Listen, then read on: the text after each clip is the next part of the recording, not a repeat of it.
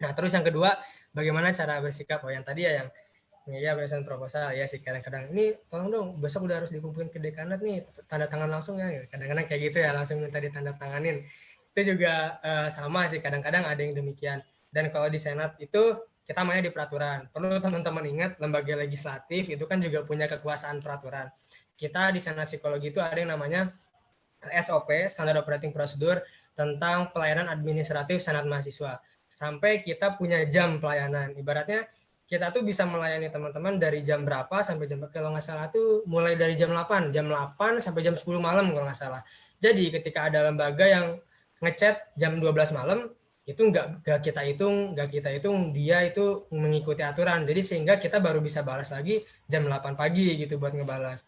Makanya teman-teman harus pintar-pintar ya. Jadi walaupun emang tugas kita demikian, tapi kan perlu diatur juga supaya sama-sama memanusiakan lah ibaratnya, biar kita sama-sama enak juga. Jadi salah satu caranya ya tadi dibikin SOP ya, pelayanan administrasi lah ibaratnya kalau misalnya berhubungan sama proposal dan LPJ. Terus yang kedua, bisa juga kalian mainnya di penilaian. Ya kayak tadi yang aku bilang, kayak kalian harus bikin reng-rengan, misalnya dari mulai Hamin berapa sampai Hamin berapa itu nilainya berapa, jadi ntar lembaga lain pun atau lembaga pelaksana pun sedikitnya paham, oh kalau kita ngumpulin mepet-mepet ntar nilainya kecil, ntar sanksinya bisa kemana, misalnya ke apalah, bisa teman-teman bisa mulai memainkan sanksi di situ gitu. Karena kan kalau misalnya dibilang enak banget senat nggak sanksi, enggak juga gitu, karena peraturan senat juga kan di RDP sama mahasiswa umum gitu. Jadi suara kita ya suara mereka juga gitu, jangan sampai kita semena-mena sendiri bikin aturan sendiri kayak gitu sih mungkin Mas Adit ya. Buat yang kedua, intinya tadi bisa lewat SOP pelayanan, teman-teman bikin standar operating prosedurnya sendiri atau bikin fokus di penilaian kayak gitu, supaya mungkin saling ngerti lah untuk masalah tentang penyusunan proposal dan LPJ gitu, supaya kita juga nggak dikejar-kejar, soalnya ntar proposalnya salah, yang disalahin juga kadang-kadang DPM-nya, atau kok ini kayak gini kok di ACC misalnya kayak gitu kan, jadinya biar sama-sama enak lah ibaratnya kayak gitu. Mungkin itu ya jawabannya Mas Adit, aku kembalikan kembali ke moderator. Ya, terima kasih Kak Seto. Gimana Mas Adit? Udah jelas atau belum? Jelas ya. Ada 3 pertanyaan lagi. Iya, jelas. 2 pertanyaan lagi, Kak Seto, nggak apa-apa ya? Boleh, nggak apa-apa. Oke. Yang kedua ada dari Mbak Lucy. Ingin bertanya, apakah boleh DPM atau Senat menolak kegiatan yang bersifat kondisional atau situasional atau kegiatan dadakan? Terima kasih. Okay. Silakan Kak Seto.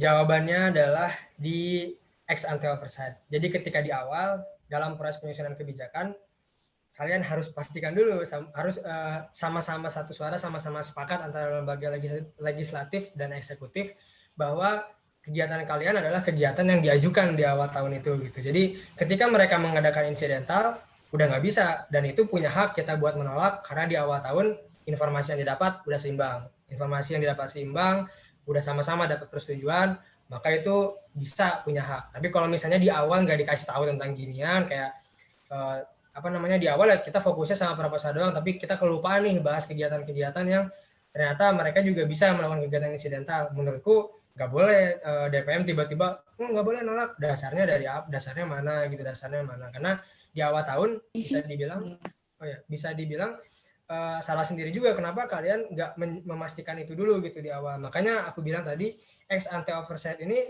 penting banget gitu buat mastiin yang ini, yang menjawab pertanyaan yang ya, dari Rusia. Jadi ketika insidental, karena kadang-kadang juga ada ya tiba-tiba, saya mau ngadain kegiatan ini baru kepikiran, sorry katanya, tiba-tiba ngadain kegiatan tiba-tiba padahal nggak ada di perencanaan awal, dan itu nggak make sense dan bisa jadi mengganggu juga gitu, mungkin yang mengganggu atau ada alasan lain. Itu kalau di awal kita nggak ada perjanjian di awal ya menurutku malah bisa jadi masalah ketika kita menolak gitu. Walaupun kalau ternyata kegiatan dadakan ini nggak ada urusannya dengan tujuan fakultas, nggak ada urusannya dengan pengembangan potensi mahasiswa, boleh-boleh aja gitu kalau misalnya ditolak. Tapi kalau main-mainnya kayak gitu ya nggak ada perjanjian di awal, kadang-kadang susahnya adalah memahami tupoksi masing-masing. Karena kadang-kadang sebenarnya orang tuh baca mah baca gitu, udah tahu DPM tuh wewenangnya di sini, BEM tuh wewenangnya di sini, UPK tuh wewenangnya di sini. Tapi kan ego pribadi kadang-kadang ini apa sih enak banget kayak gini gitu. kayak keenakan sendiri, padahal sebenarnya di aturannya udah sepakat dan ketok palu, tapi ya biasalah namanya juga manusia ya, kadang-kadang ngebatin pribadi, jadinya sebaiknya kita main di forum formal gitu kalau menurutku ya. Jadi ketika di sidang atau enggak, pokoknya di awal tahun, forum awal tahun, terserah teman-teman mau penamaannya apa, yang penting formal, pastikannya di situ sih menurutku, supaya ketika nanti ada kegiatan dadakan, powernya udah jelas, DPM udah jelas punya power untuk menolak kegiatan-kegiatan yang nggak masuk ke perencanaan, apalagi yang sifatnya lebih ke cuman hore-hore aja gitu. Kayak gitu mungkin ya Lucy jawabannya. Baik, terima kasih Kak Seto. Gimana Mbak Lucy? Apakah udah paham? Dah. Udah paham, terima kasih penjelasannya. Oke. Terima kasih Kak Seto. Oke, selanjutnya dari Stefani ingin bertanya, apakah DPM berhak menyelidiki keuangan BEM jika ditenggarai indikasi korupsi dengan cara mengaudit? Silahkan Kak Seto. Oke, jawabanku yang pertama, aku tanya balik sih kalau ini berarti. Di ADRT-nya ada nggak wewenangnya DPM untuk bisa masuk sejauh itu gitu, dalam pelaksanaan penyelidikan keuangan lah ibaratnya. Ini aku nanya ya, mungkin Mangga bisa dijawab sama teman-teman. Karena ini mainnya jelas di peraturan dasarnya, malah di peraturan dasar. Monggo mungkin ada yang bisa menjawab.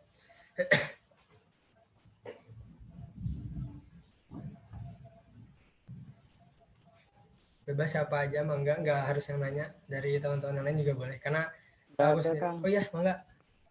Siapa tadi? Sorry. Mas Faiz, silakan. Baik. Iya kan. Jadi gini, di ADRT memang nggak tercantum gitu, nggak tercantum masalah untuk M ini untuk menerus masuk. Sorry, ya suaranya agak ini putus-putus. Mas Faiz suaranya agak. Oke, sinyal. Iya. Halo, suaraku jelas? Jelas. Tes. Di sini hujan juga, Kang. Halo, tes. Jelas ya? Iya, udah. Ya, oke. Di ADRT itu memang tidak ada spesifikasi sih terkait intervensi dulu dalam untuk eksekutif, apalagi ya hilang lagi suaranya. Mas Faiz di mana ya? Keluar. Oh iya. Ya mungkin sambil nunggu nunggu Faiz. Ini aku juga jawab lagi. Tadi kan kurang lebih berarti sebenarnya nggak ada ya, maksudnya nggak ada aturannya. Dan menurutku sangat bisa dimainin kalau nggak ada aturannya. Bisa jadi ntar teman-teman ya langsung ditanya aja, ditembak aja loh. Kalian haknya mana, landasannya mana, gitu, konstitusinya di mana, gitu. Jadi kan kurang jelas di ranah itu. Dan yang tadi aku sampaikan tentang hak-hak interpelasi, angket hak menyatakan pendapat, itu harus kalian tuangkan dulu di peraturan. Jadi bukan asal udah tahu ada ilmunya langsung dipakai, enggak, tapi harus tertuang di peraturan dan diperjelas di dalam peraturan itu mekanisme hak interpelasinya seperti apa, mekanisme hak angketnya seperti apa, mekanisme hak menyatakan pendapatnya seperti apa.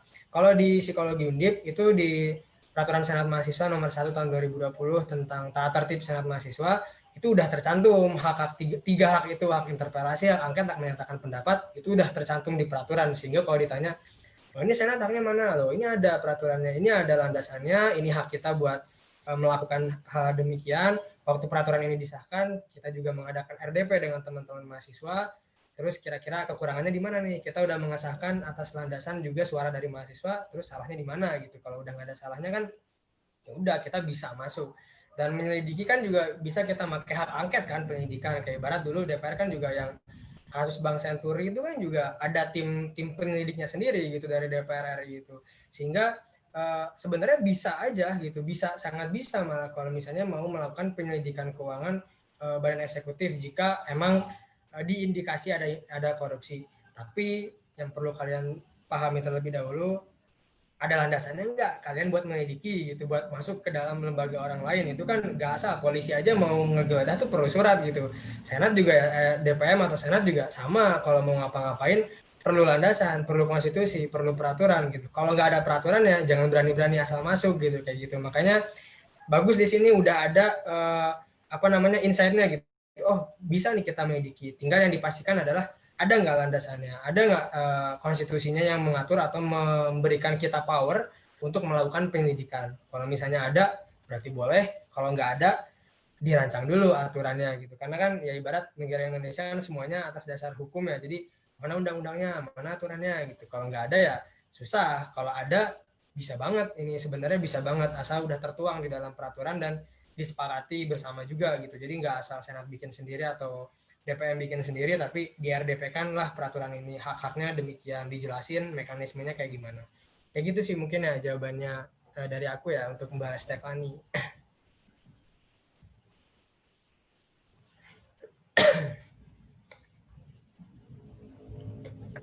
Oke, terima kasih.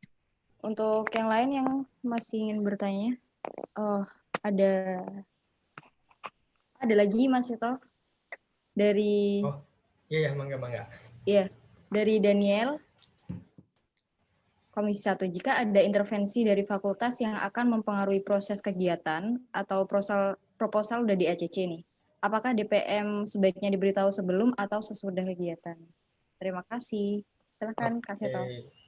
Dari aku sebelum jelas jawabannya itu sebelum kegiatan, dan aku rasa tadi ya berarti benar-benar proaktif dari pengawas di DPM ini berarti harus sangat-sangat ditingkatkan. Kalau misalnya fakultasnya juga bisa ya langsung melakukan persetujuan tentang proposal, karena kalau di Siko itu alhamdulillah juga udah satu frekuensi lah antara dekanat, senat, dan juga teman-teman lembaga pelaksana. Jadi ibarat lembaga pelaksana itu nggak bisa langsung ngajuin proposal ke dekanat kalau belum dapat tanda tangan dari ketua senatnya, ibaratnya kayak gitu. Jadi kita nggak bisa ada kayak tiba-tiba udah overlapping duluan, udah tiba-tiba kegiatan dilaksanakan, oh ini udah ada ACC proposal kok dari Ibu Dekan misalnya.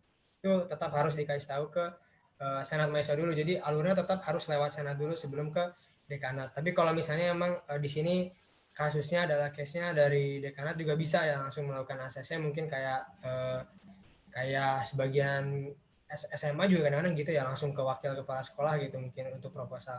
Sebaiknya itu diberitahukan sebelum kegiatan daripada sesudah kegiatan, karena kalau sudah kegiatan kalian nggak bisa ngawasin secara langsungnya gitu, kalian nggak bisa langsung kunjungan kerjanya karena kalian nggak tahu ada kegiatan itu di sana, terus tiba-tiba udah terlaksana dan kalian nggak tahu juga tuh di proposal apakah isinya berubah atau enggak, kan itu bahaya juga. Jadi alangkah baiknya sebelum kegiatan itu dilaksanakan sehingga kalian punya data dulu ketika ngawasin kegiatan.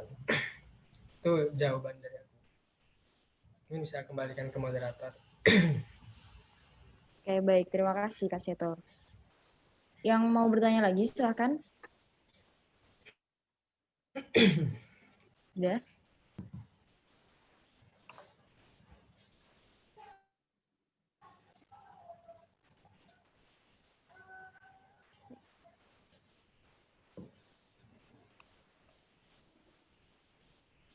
Gak ada? Oh, satu lagi nih. Satu lagi Kak Seto ya. Gak apa-apa. Jadi ada dari Daniel lagi nih. Jika ada intervensi dari fakultas. Itu udah nggak sih? Oh, udah. Yang Udah, mana? itu udah. Yang intervensi udah. Tadi jawabanku jawabannya sebelum kegiatan. Oh, ini udah. Oke. Berarti udah selesai ini. Ada yang mau bertanya lagi? Nggak ada. Sorry kalau saya open mic boleh nggak ini atau chat aja? Nggak apa-apa. Maksud saya, tadi gitu dari chatnya itu. Jadi gini Mas Seto, terima kasih tadi buat jawabannya. Cuman saya mau ngomongnya ya. Untuk lanjutan dari pertanyaan tadi, kadang-kadang itu begini, dari apa yang kita ACC, kita sudah ACC kan, terus fakultas mintanya berbeda, misalnya di anggaran atau anggaran pemateri misalnya dinaikkan itu, dan kita baru tahunya itu sesudah acara kita baru